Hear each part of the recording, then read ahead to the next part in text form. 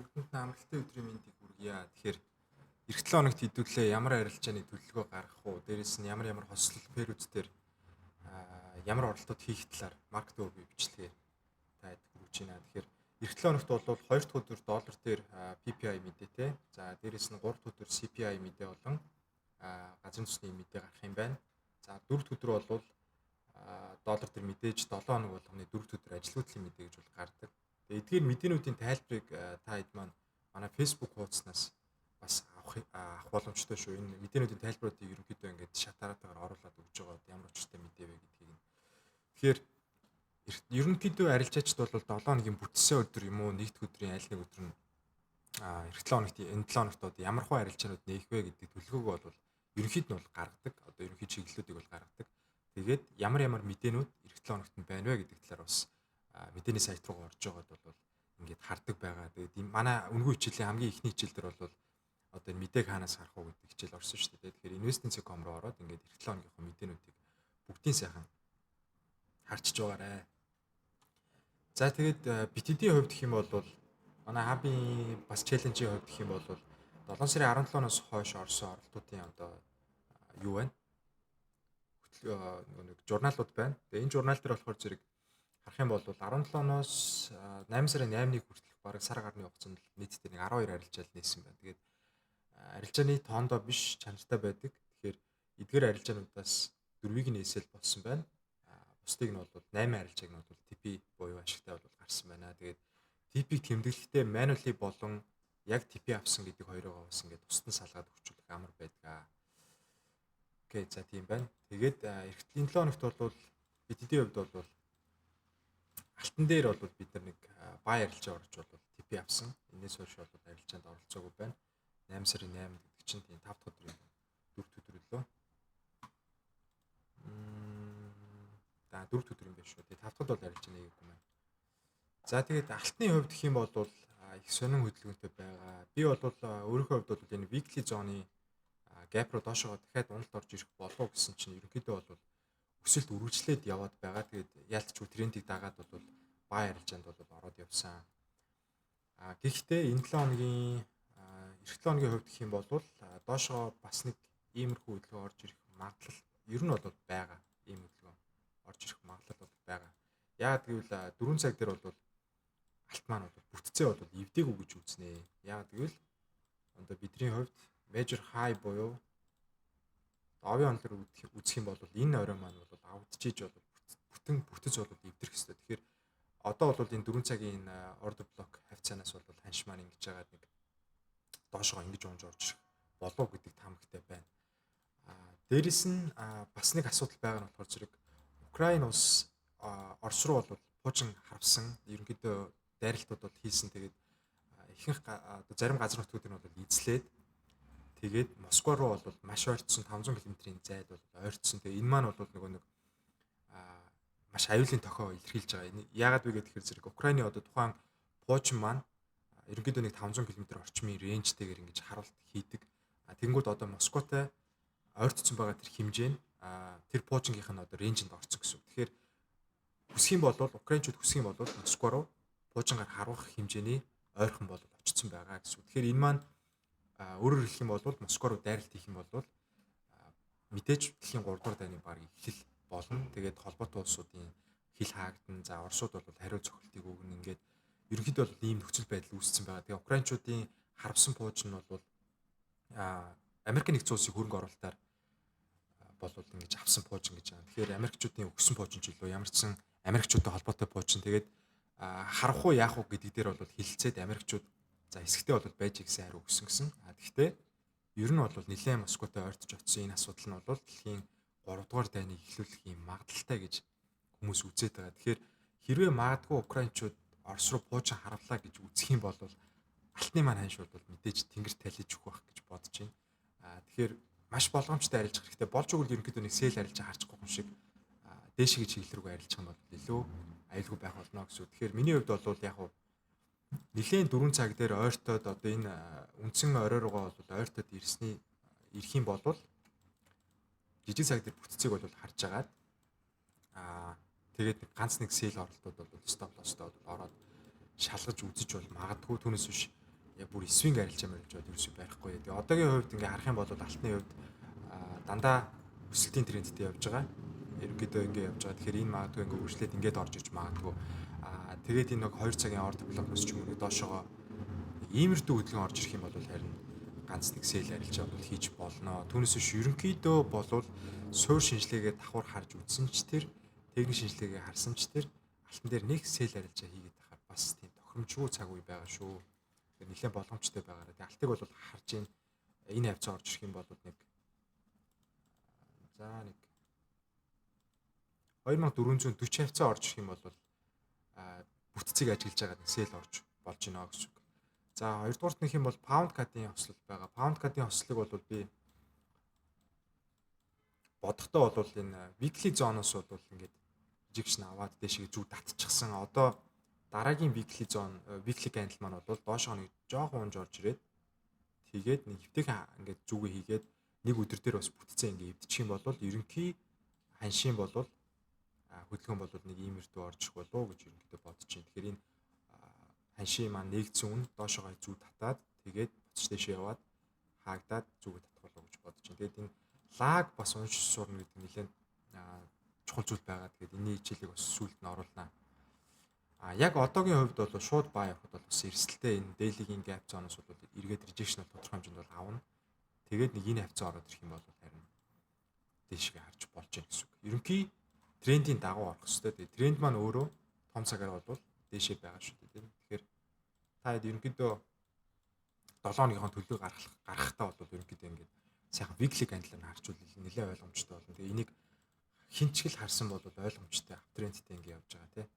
Ерөнхийдөө ингээд аптрендтэй явж байгаа. Тэгэхээр бидний зорилго бол трендийг дагаад бай арилжаанд л орохыг одоо зорино гэсэн үг. Тэгэхээр боломжтой цаг хугацаа болон зоонуудаа ажиглаж агаад daily candle нэг дэх хоёр дахь өдөр бол доошоо явж тарах болов ерөнхийдөө нэг ингэж яваад ингээд ороод ирэх болов. Тэгээд энэ хугацаанд жижиг зайтай бүтцээ ивдэрх юм бол дэшигээ за эхний ээлжинд энэ daily-гийн нэг order block хүртэл бол ерөнхийдөө sell харчиж болно. Buy харчиж болно гэсэн үг. Тэр иймэрхүү арилжаа pound card дээр бол хүлээж байна. Pound GPO дээр ч гэсэн мөн ялгаагүй доошоо дахиад нэг унаад ороод ирэх юм бол сайхан шалгаж байгаа дэвтрэл дээрээс нь бол дэшигээ энэ хүртэл бол buy арилжаа харж болж байна гэсэн үг. Тэгэхээр ерөнхийдөө миний одоо энэ entry хийх гэж төлөвлөсөн байгаа хослолуудаас ихэнх нь pound-тай хослууд байгааг харж байгаа хөтэй.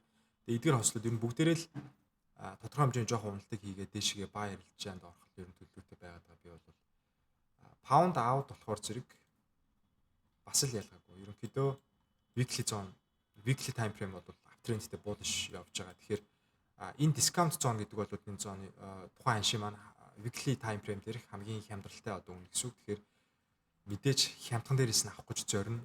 Гэхдээ тэр хүртэл бас нэг уналт харагдаад байгаа. Дэшиг нэг жоохон орж ирээд үргэлжлүүлээд энэ зон руу орж ирээд энэ хавьд нэг юм хөдөлгөөн хийх юм бол дэшиг орно. Pound out-ийн хувьд бол дэшиг энд ирэхээр нь бол sell орно. Ерөнхийд weekly-ийн бүтц бол uptrendтэй байгаа гэсэн үг.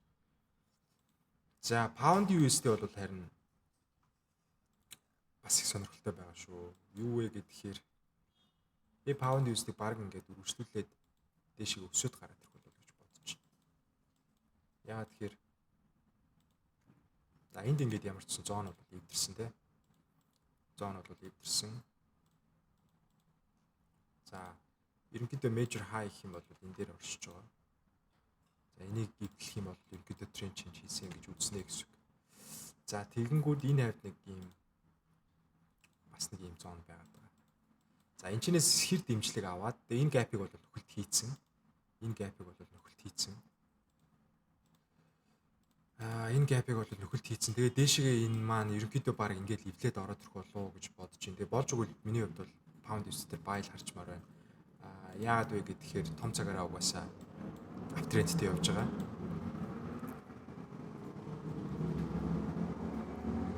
Нэг цонхоо хаач. Тэр дуграад байгаа цонхыг хаач. За тэгэхээр weekly-ийн энэ gap дээр ирээд энэ дээр ирээд ерөнхийдөө ханш маань бол дэшигээ ингээд rejection авцсан байдалтай байна. Хамгийн доотлын ёроол гэх юм бол давын ондор бол энд бидний хамгийн доотлын ёроол байгаа тий. Тэгэхээр миний хувьд бол pound USD buy ороход нэлээд тохиромжтой зон дээр бол ирсэн байгаа. харагдаад байгаа. Тэгэхээр ерөнхийдөө татаад үзэхэд бол бүх зоонууд бол ингээд сайхан таарж байгаа.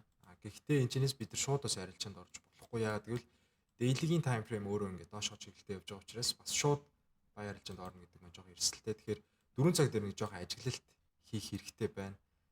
Дээрээс нь цагийн хувьд гэх юм бол жижигрүүлээд харна гэх юм бол дахиад бас нэг жоохон доошоо орж ирвэл ирэхээр л харагдаад байгаа.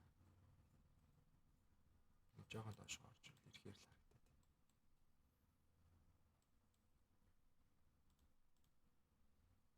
Тэгээ нөө бусад паундтай ослууд нь өөрөө энэ 62 левел рүү ч юм уу ингээ ороод ирвэл гоё л баярлж болох гол байна да. Энэ аваач үү те. Нөлөө ингээл ороод ирвэл уг нь бол бай орчмоор л ер нь ихний ээлжинд. Гэхдээ яг нөө бусад паундтай ослууд бүгдээрээ бас бай харагдаад байгаа. Дээрэс нь долларын индекс маань өөрөө унаад явж байгаа учраас долларын индексийг харах юм бол daily time frame бол бүтцэн эдэлцээ. Дээрээс нь энэ gap-аас яг rejection аваад мэдээний үеэр бол сайхан унтсан. За одоо бас энэ daily-гийн gap-аас бол ингээ rejection авсан байдалтай. Гэхдээ энэ бол жоохон дээшлэх болов гэж бодож байна. Жоохон дахиад нэг жоохон дээшлээ. Тэгээд унах болов. Тэгэхээр pound USD-ийн хувьд бол бас дээшээ байж болох гээд байгаа. Ер нь бол тэгээ ер нь бол энэ daily-гийн энэ бүтцийг эвлүүлчихэд орцсон ч болохгүй юм байхгүй. Тэгээ ерөнхийдөө бол нэлээд хүлээцтэй байх хэрэгтэй. Тэгээ битэд $100 $200 challenge эхлүүлсэн. Тэгээ одоогийн байдлаар ямар ч мөнгөө нэг нугалцсан байгаа. Тэгэхээр одоо энэ амжилтаа бас цааш нь ахиулахын тулд нөгөө нэг төвчээр тэгээд хүлээцтэй байдал энтриг бол нэлээд сайн хийж иж амжилттай арилжаанууд гарнаа гэсэн үг. За Австрали доллар USD бол харин гоё бай харагдаж байгаа. Тэгээ долларын индекс ч гэсэн бас унж байгаа учраас бай орох төлөвлөгөө байгаа. Харах юм бол ерөнхийдөө энд бүтцүүд бол бүгд силийн бүтцүүд бол бүгдээ ингэ сайхан эвдрээд унаад ороод ирсэн. Өсөд гараад ирсэн. Энд бол би трend change хөдөлгөөн хийсэн гэж үзнэ. Тэгээ энэ довын онол монлыг ойлгохгүй байгаа бол та манай өмнөх бичлэгийг үзээрэй. Үнэгүй хичээлийн хамгийн сүүлийн дугаар дээр бол довын онолын талаар ярьсан байгаа. Тэгээ нийтэн дээр бол өнөөдөр бол тэрийг бол дахиж ярихгүй гэсэн үг. За Австрали доллар USD-ийн хувьд бол миний харж байгаа зоонууд энд байгаа энэ gap руу ороод ирэх юм бол маш гоё баян арилжааны боломж байгаад байна. Хэсэг бол доошоо унах бах, ингэж орж ирэх бах. Тэгээд нэг энэ дээр ингээ ороод ирэх юм бол харин дэшиг сайхан бай орж болж байна. Энэ долларын индекс өөрөө бас жоохон дэше өснө гэдэгтэй бол бас таарад байгаа байхгүй. Доллар өснө гэдэг чинь Австрали доллар USD унана гэсэн үг шүү дээ. Тэгээд хэсэг доллар өсөөд Австрали доллар ч гэсэн энэ дээрээ сайхан орж ирээд тэгээд дэшээ явах болов гэж бодож чинь. Тэгээд паунд USD бол жоохон ажиглалын харъя гэж бодоод байна. За өөр чинь болохоор NZD CAD болохоор зэрэг доошоо байгаа. Одоо ингээд яагаад доошоо вэ гэхээр ерөнхийдөө миний хувьд гэх юм бол weekly тэгээд daily гэдэг ингээд ерөнхийдөө хараа явчихдаг. Тэгээд weekly-гийн хувьд бол одоо энд байгаа сайхан gap-а нөхлөө. Дээрээс нь энэ хуучин байсан demand supply zone бол сайхан шалгачлаа. За дээрээс нь daily дээр харахад бол энэ зон бол сайхан ингээд шалгагдсан байдалтай ингээ хоёр хэдэн хоног шалгасан юм дээ. Энд зөндөө шалгасан. Тэгээд ингээд бүгдээрээ сайхан rejection аваад ингээ price action дайжгүй хаагдсан. Дээрээс нь бол энийг бол би нэг баталгаа гэж хараад байгаа. 4 цаг дээр бол энэ trend change хийсэн гэж үзээд байгаа гэсэн үг. Тэгэхээр нэлээд сайн ажиглаж байгаад доошоо ингэж унаж орж ирвэл бүр сайн. Тэгээд дээшээ нэг жоохон pullback өгөхөр нь энэ хавцаанаас бол доошоо sell арилж харж болж байгаа гэсэн үг. Тэгээд BTD-ийн хувьд гэх юм бол ерөнхийдөө day trader тал руугаа за mid term гэх юм уу да тий яг тийм заримдаа бас нэг ганц 2 өдөр хонолцох гад байдаг тохиолдол байдаг. Бүр амар swing хүмүүс биш учраас ерөнхийдөө нэг өдрийн time frame дээр шинжилгээ хийгээд нэг өдөртөө арилж байгаа TP цохиулаад эсвэл SL цохиулаад гарчхад бол болчдөг. Тэгэхээр одоо жишээлбэл NZD CAD дээр би энэчнээс оролтоо орлоо гэж бодоход миний хувьд бол сайхан энэчнээс оролтоо гэдэг SL-ийг ин тавиад доошоо энэ хүртэл харцгаа тэгэл болчихж байгаа гэсэн. 3-ыг харьцан 65-тай арилжаа 2 цаг дээр. Бүр энийг доош нь ингээд энэ хүртэл унна гэж бол тийж бол хэлэхгүй. Ерөнхийдөө бол бидний зорилт таргет 1-ийг харьцан нэг 3-аас болж өгөл дэшигээ риск орцтой арилжаанд орчиход л болчихно гэсэн үг. За тэгээд NZD USD бол NZD-гийн өөрийнх нь pair нь бас унаад байгаа юм шиг байгаа. Одоо хэдүүлээ харчээ.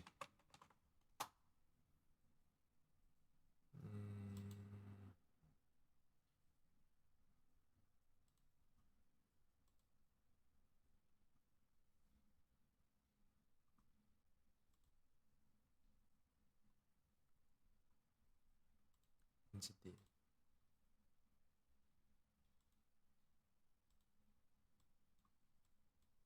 За ерөнхийдөө бол NZD өөрийнх нь pair нэлээд уналттай байгаа юм байна шүү дээ. Тийм байна. Өөрийнх нь pair нэлээд уналттай байгаа учраас бас тэгж гарч ирээд байгаа юм байна л да. Окей. NZD-гийн pair-ийг харах юм бол бас ингээл унахаар л харагдаж шүү дээ. Ер нь бол сайхан. За энд бол нэг weekly-ийн gap-аас бол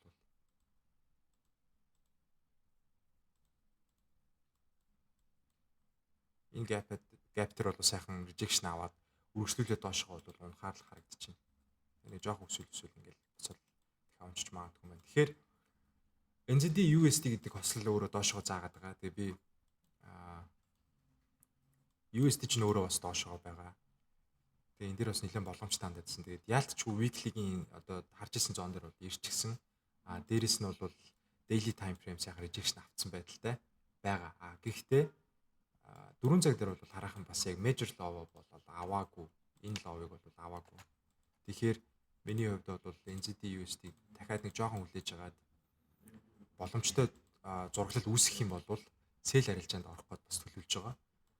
Тэгэхээр та хэд анзаарч байгаа бол ингээд сайхан төлөвлөгөө гаргачихаар их амар байдаг шүү. Ерөнхийдөө ингээд эх 7 хоногт би одоо эдгээр энэ Entry Planet гэдээ гаргацсан байгаа эдгээр период дээрээ л оролтоо хийн. Өөр бол 9 бусын период рүү бол ингээд өсчээд тахгүй гэсэн. Тэгэхээр ингээд ороод ирэх юм бол сэл орж болж байна. Эсвэл хоёр дахь боломж нь гэх юм бол одоо байгаа бүтцийн хадгалаад NZD USD дахиад нэг жоохон дэше гарч ирж магадгүй. Тэрнийхэн дараа энд бас жижиг цаг дээр ажилт хийж агаад доош гомж магадгүй гэсэн. Тэгэхээр нэг юм хоёр боломж байгаа. Тэгээ энийг харъя. Тэгээ 7 хоног болгоны ерөнхийдөө 3 дахь өдөр бол тухайн пэрээр reversal буюу трендээ өөрчлөх боломжтой өдөр гэж бол үздэг. Тэгэхээр миний хувьд жишээлбэл одоо NZD USD гэдэг хослол одоогийн байдлаар ингээ аптрендтэй явж штэ. Тэгээ дундын цаг дээр бол тэгэхээр энэ аптрендийн хөдөлгөөн маань өөрөөр reversal хөдөлгөөн буюу энэ трендийг эргэх үйл явцаа 7 хоногийн 3 дахь өдөр ер нь бол хийх магадлал айгүй өндөр байдаг гэж үздэг байхгүй. Тэгэхээр 1 дахь 2 дахь өдрөө би хараад 3 дахь өдөр аль цаг руу очих нь вэ? 3 дахь өдөр ингээд ороод ирсэн байвал бүр сайн. Тэгвэл одоо шууд сэл арилжаанд орно. Эсвэл 1 дахь 2 дахь өдөр энэ дэр ингээд барьж агаад 3 дахь өдөр ингэж гарч ирээд тэгээд энэ дэр ийм рейнж хөдөлгөөн хийж агаад 4 дахьөөс ингэж унах юм бол бас ер нь бол хүлээгээд тэрний дараа 7 хоног маань сурч магадгүй л байна. Тэр ер нь бас нэг өдөр судрын хувьд бас ингээд харах шаардлагатай байдаг. Одоо эдгээр мэдээнүүд чинь бас нэлээд нөлөөтэй тий. За доллар дээр жишээлбэл би паунд USD дээр бай арилжаанд орох гэж бол 3 дахь өдөр бай арилжаа явах өндөр магадaltaй гэж үзээд байгаа гэсэн. CPI мэдээ гараад доллар дахиад оршилчих юм бол паунд USD маань өөрөө дээшил чинь. Тэр үед 3 дахь өдөр энэ аль зон дээр байж ах нь гэдэг нэг чухал гэсэн. Доошоо унж орж ирээд энд байж ах уу эсвэл одоо бүр дээшгээ энэ өнцөө оройгоо ивдээд эргээд pullback өгч явах уу тий. Тэгээ энэ 3 дахь өдөр таарчих юм бол бүр сайн гэсэн үг байхгүй. Баталгаагаа оройгоо ивдээ өгцөн. Тэгээд доошоо pullback өглөө энэ 3 дахь өдөр таарлаа, мэдээтэй өдөр таарлаа. Тэгээ мэдээгээр огцом доллар унлаа. Тэр үед огцом дэшээ паунд USD өслөө гэдэг юм. Тэгээ энэ бүгдийг ингээд уялдаа холбоотой ингээд харах хэрэгтэй. Тэгээд зарим периодээр бас нөгөө периодыг ингээд нөгөө нэг индикатор болгож ашиглах тохиолдол байдаг шүү. Одоо паундтай хослууд ихэнх нь хаашаа заагаад байна те. Паунд кат хаашаа заагаад байна. Тэгвэл NZD кат бас хаашаа заах уу гэдэг юм те. Ингээд ойролцоо периодээр нь ингэж нэг нэр нь индикатор болгож бас харж болдог. Тэгээд миний хувьд бол эх 7 хоног иймэрхүү период тэгээд зуралтад өнгөрөх нэ. Тэгээд долларын хувьд бол би доошоо гэж харж байгаа. Энэ гапыг бүтэн дүүргээд филд хийгээд доошоо унах уу эсвэл одоо энэ чигээрээ нэг 2 дахь өдөр явж байгаа доошоо унах уу гэдэг юм. За бусад тослууд дээр бол нэг яхтар харсан төлөвсөн юм алгаа. Евро USD бол их сонин зургалтай байгаад байгаа. Энэ дэр жоохон хүлээх хэрэгтэй байгаа. Ер нь бол энэ одоо байгаа энэ тренд чинь ингээд нэг дундын цагийн нэг доошоо байгаа энэ тренд чинь үргэлжлээд ингээд унаад яваад өгч магадгүй. Одоо ингээд энэ хүртэл явж магадгүй. Ийм том имбаланс үлдээсэн учраас зах зээл маань өөрөө энэ дутуу үлдээсэн имбалансаа бол нөхөөд нөхөлт хийдэг. Тэгээ энэ нөхөлтийг 3 янзаар хийн гэсэн үг. Нэгдүгээрх нь бол дөнгөж шүргээд дэшээ явж болно. Хоёрдугаарт нь 50% дээр нь ирээд буюу энэ midline дээр ирээд дэшээ явж болно. Эсвэл бүр бүтэн филд хийгээд өсч болно. Тэгэхээр яг иймэрхүү үед бол жоохон арилжаа хэцүү байгаад байдаг. Доошоо дахиад нөхчих ч юм уу, нөхгүй ч юм уу мэддэхгүй ингээд. Тэгэхээр яг одоо байгаа буюу дундын цагийн тайм фрейм буюу 4 цаг, 2 цаг маг дээр л илүүдлэхгүй ажилт хийгээд одоо доошоо байна уу, дээшээ байна уу гэдгийг ингээ хараа явна. Одоогийн байдлаар бол дундын цагийн тайм фрейм бол доошоо чиглэлтэй л байгаа. Тэгэхээр ерөнхийдөө бол бай арилжаанд ороход бол хэтэрхий эртөө гэсэн үг евро USD гэх юм бол. Ингээд market structure shift хийгээд ингээ яваад байгаа. Тэгээ энэ хиллэг мэллэг энэ Dove онл молын талаарх бол би өмнөх үнгүй хичээл дээр бол орцсон учраас энийг бол дахиж ярихгүй гэсэн үг. За тийм байна. Тэгээд ерөнхийдөө өмнөх 7 хоног бол 2 TP-тэй ингээд үндсэн, 2 л арилжаа нээсэн, USD CAD дээр орсон, алтан дээр орсон.